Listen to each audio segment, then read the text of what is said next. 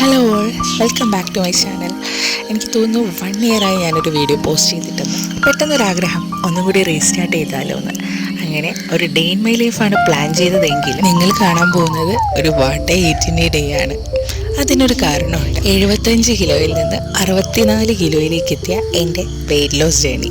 എൻ്റെ ആ ജേണിയെക്കുറിച്ച് ആധികാരികമായിട്ട് പറയുന്നതിന് മുമ്പേ ഇന്ന് ഞാൻ എന്താ കഴിച്ചതെന്ന് നമുക്ക് കണ്ടിട്ട് വരാം. Okay, let's welcome all in my what A day.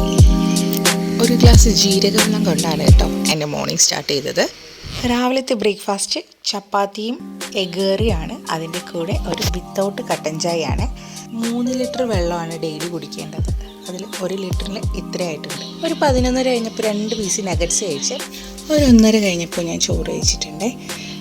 പിന്നെ എൻ്റെ വെയ്റ്റ് ലോസ് ജേണിയിൽ ഞാൻ ഫോളോ ചെയ്ത ഫുഡ് പാറ്റേൺ ഇതല്ല. ഇത് ഇപ്പോൾ ഞാൻ നോർമൽ ഡേയ്സിൽ ഫോളോ ചെയ്യുന്നതാണ്.